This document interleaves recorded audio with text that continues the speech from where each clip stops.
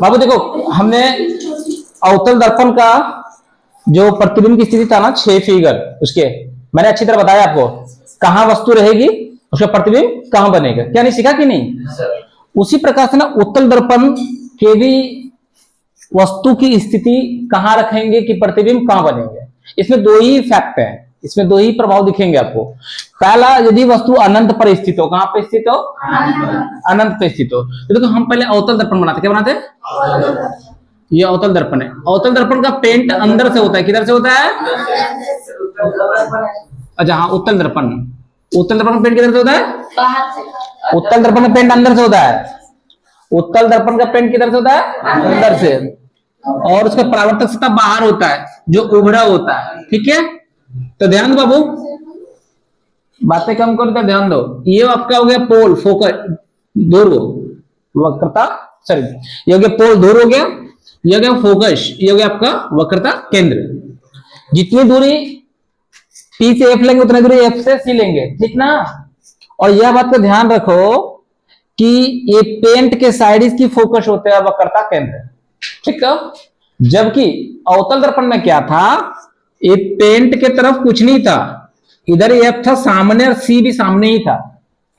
लेकिन उत्तल दर्पण में जिधर पेंट रहता है ना, उधर ही का फोकस F भी रहेगा, C भी रहेगा। समझ में आया बात है? अभी ये वस्तु हमेशा सामने होता है, दर्पण के सामने।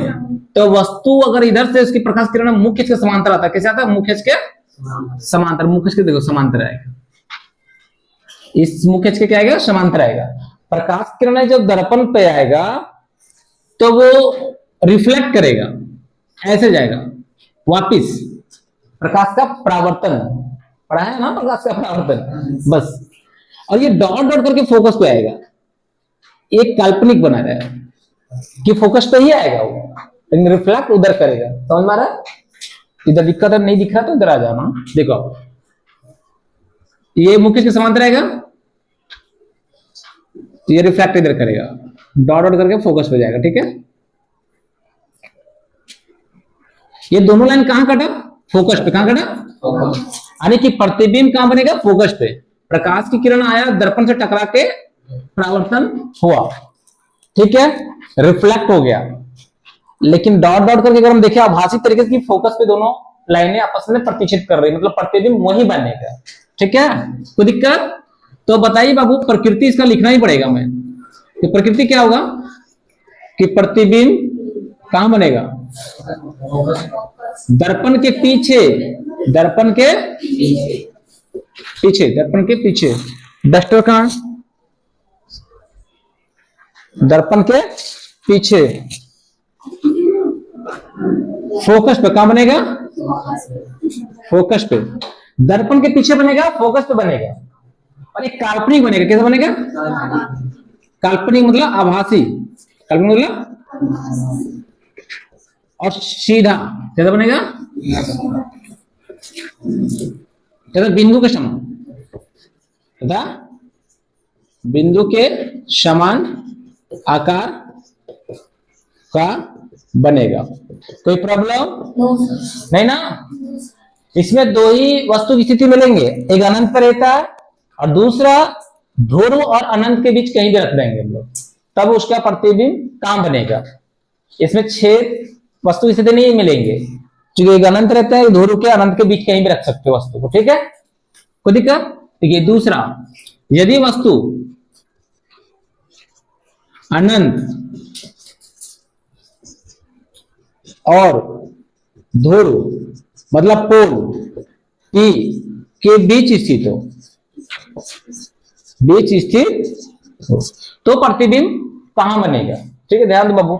ये अवतल, सॉरी, उत्तल दर्पण, कौन सा दर्पण है? पेंट अंदर से कर दिए, ये मुख्य अक्ष हो गया, ये ध्रुव हो गया पोल P, ये फोकस, ये C। अब माप के लीजिएगा, ठीक है? जितना दूरी P से F लेंगे उतना दूरी F से C लेना, ठीक ना? कोई दिक्कत नहीं। अब हम लोग वस्तु कहीं भी खड़ा कर देते हैं, ए बी, मुख्य के समांतर आएगा, किससे गुजरेगा? फोकस से। कहां गुजरेगा? रिफ्लेक्ट इधर करेगा।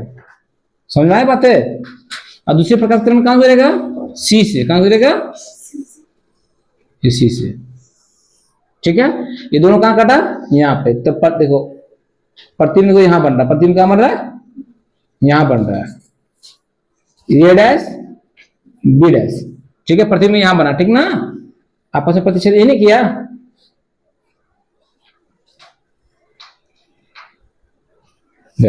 एक काल्पनिक प्रतिबिंब बना रहा है, तो हम लिखेंगे अगर इसकी प्रकृति लिखने की बारी आएगा तब क्या लिखेंगे कि प्रतिबिंब दर्पण के पीछे काल्पनिक सीधा और वस्तु से छोटा बनेगा। याद रखो कभी भी उत्तल दर्पण में प्रतिबिंब हमेशा काल्पनिक और सीधा ही बनेगा, काल्पनिक और सीधा ही बनेगा और वस्तु से छोटा बनेगा हमेशा उत्तल दर्पण में। जो गाड़ी के साइड मिरर में होता है, साइड मिरर कहते हैं ना, दोनों साइड, वो उत्तल दर्पण ही होता है। उसमें प्रतिबिंब हमेशा छोटा बनता है ना। जबकि अवतल दर्पण में क्या था? डिफरेंट था।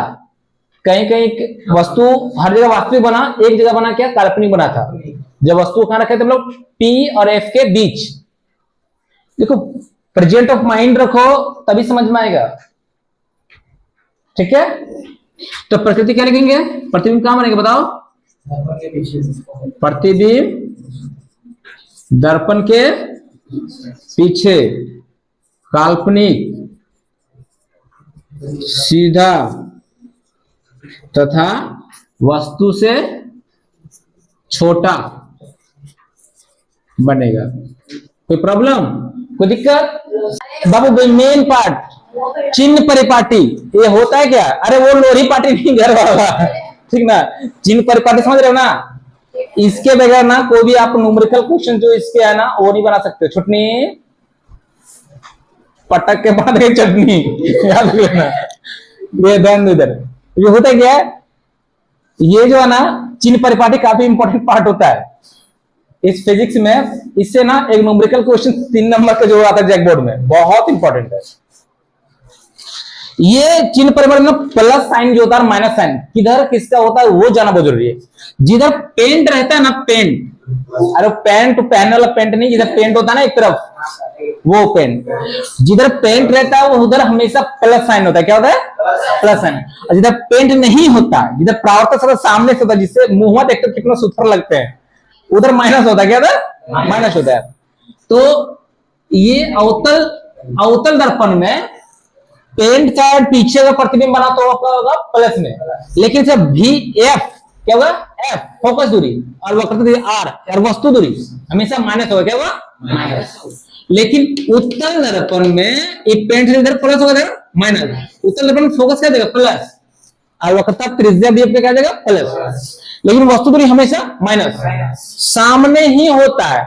कभी भी दर्पण में वस्तु को हम दर्पण के सामने रखते हैं तो दर्पण के सामने हमेशा माइनस साइन होता है। क्या होता है?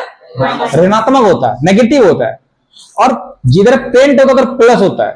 तो कभी भी पीछे साइड से वस्तु थोड़ी रखते हैं ना, सामने रखते हैं ना, इसलिए यू हमेशा माइनस ही होता है। तो हम लोग ये लिख सकते हैं कि पेंट साइड, क्या लिखेंगे? पेंट साइड क्या होता है? माइनस। क्या होता है? पेंट साइड, हाँ पेंट साइड क्या होता है? प्लस। क्या होता है? धनात्मक। क्या लिखेंगे? धनात्मक। और without paint side, without paint side यानी फ्रंट साइड क्या होगा? माइनस, ऋणात्मक। क्या होगा? कोई दिक्कत है? इस चिन्ह प्रॉपर्टी काफी इंपॉर्टेंट पार्ट है। और इधर ध्यान दो बाबू, समझ रहे? दिमाग विचलित होता, भटकता है, हेतु को उठा के बाहर क्या करके। देखो बाबू अभी क्या होता है, दर्पण सूत्र एक मेन पार्ट आपका क्या हो गया? दर्पण सूत्र। दर्पण सूत्र जो है ना काफी इंपॉर्टेंट टॉपिक है। दर्पण सूत्र क्या जानते हो? इसी के हेल्प से आप न्यूमेरिकल क्वेश्चंस को बनाएंगे आप। 1/f बराबर 1/v प्लस 1/u, ये दर्पण सूत्र है। एफ क्या होता है? फोकस दूरी, v क्या होता है? प्रतिबिंब दूरी, और u क्या होता है? वस्तु दूरी। काफी इंपॉर्टेंट पार्ट है। ठीक है, कोई दिक्कत? किसी को प्रॉब्लम नहीं ना? आप और देखिए फोकस दूरी बराबर r/2 होता है। फोकस दूरी बराबर क्या है? वक्रता त्रिज्या बटा 2। चाहे तो r बराबर लिख सकते हो 2f, क्या लिख सकते हो? कोई दिक्कत नहीं ना। देखो अभी नेक्स्ट जो है ना, अभी हम लोग इसके बाद पढ़ने वाले हैं आवर्धन। क्या पढ़ेंगे? आवर्धन। मैग्निफिकेशन, क्या बोलते हैं? मैग्निफिकेशन। आवर्धन, आवर्धन क्या होता है कि प्रतिबिंब की ऊंचाई और बिंब की ऊंचाई के अनुपात को क्या कहते हैं? आवर्धन। जितना प्रतिबिंब की ऊंचाई होगा उसको ऊपर लिखना, बटा देना, और नीचे फिर बिंब की ऊंचाई। तो हम लोग वही चीज लिखेंगे कि प्रतिबिंब की ऊंचाई, क्या लिखेंगे? प्रतिबिंब की ऊंचाई और बिंब की ऊंचाई के अनुपात को आवर्धन कहते हैं। क्या कहते हैं? इसको m से डिनोट करते हैं। किस डिनोट करते हैं? आवर्धन कहते हैं। कोई दिक्कत है? नहीं ना? ठीक है। तो आवर्धन बराबर अगर लिखा जाए फॉर्मूला, तब क्या लिखेंगे बताओ? प्रतिबिंब की ऊंचाई, प्रतिबिंब की बटे बिंब की, कोई दिक्कत? यानी कि m बराबर प्रतिबिंब की ऊंचाई को हम लोग h2 से लिख देते हैं, अब बिंब को h1 से। ये आपके पास m आवर्धन निकालने का फॉर्मूला बन गया। और एक और फॉर्मूला आप लिख सकते हो कि m जो होता है ना, m equal to minus v बटा u भी होता है। माइनस v बटा u भी, m बराबर क्या होता है? Minus v by u। मस्ती करोगी? भारी है, तुम तो खुद हल्का पत्ते जैसे हो तुम लोग। देख बाबू, पढ़ने पे थोड़ा ज्यादा फोकस करो, माइंड को भटका मत। माइंड भटकेगा, सिस्टम तेरा भटक जाएगा पूरा, समझ लो। तेरा अभी मेन 10 साल का ये पूरी मेहनत यहाँ पे दिखना चाहिए। अभी के एज में ना, अभी आपके बहुत सारा अनेक प्रकार के क्वेश्चंस ब्रेन में आएंगे। कुछ जो पढ़ने की चीजें नहीं उस पर ज्यादा ध्यान जाएगा, पढ़ने पे कम जाएगा। तो आपको फोकस कहां करना है? पढ़ने की चीजों पे। क्योंकि अभी के जो एज में हार्मोन्स जो है ना, आपको माइंड को डाइवर्ट करेगा, डाइवर्ट करेगा। बट डाइवर्ट होना नहीं है, अपने आप को कॉन्सेंट्रेशन बनाए रखना, संतुलन बनाए रखना। ये तब होगा जब आपका ब्रेन इस बात को सोचेगा कि हमें पढ़ना है, ठीक है? तभी हो पाएगा। चलो ठीक है, ध्यान दो। m बराबर क्या था? माइनस v बटा u। तो हम लोग लिख सकते हैं ना, ये दोनों सेम है mm ना, तो h2 बटा h1 बराबर माइनस v बटा, तो दोनों लेफ्ट हैंड बराबर तो राइट हैंड भी तो बराबर होगा ना। ये फॉर्मूला आपको बन जाएगा, ठीक है? ये सारे फॉर्मूले जो है ना न्यूमेरिकल बनाने के काम में आएगा। कोई दिक्कत है? कोई डाउट? कोई प्रॉब्लम नहीं? एक चीज और ध्यान दो, यदि प्रतिबिंब वास्तविक होगा तो आवर्धन हमेशा माइनस में होगा। यदि प्रतिबिंब वास्तविक होगा, क्या होगा? वास्तविक होगा तो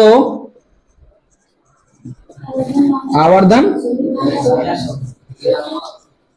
ऋणात्मक होगा। और नेक्स्ट, यदि प्रतिबिंब काल्पनिक होगा, क्या होगा? काल्पनिक होगा तो आवर्धन धनात्मक। कोई डाउट? कोई प्रॉब्लम नहीं? तो अब हम लोग इसके बाद में क्या करके न्यूमेरिकल क्वेश्चन जितने भी है इस फॉर्मूला बेस्ड है ना, सारे को हम लोग सॉल्व करेंगे, हल करेंगे। कोई दिक्कत नहीं ना? टेक केयर और ध्यान से पढ़िए।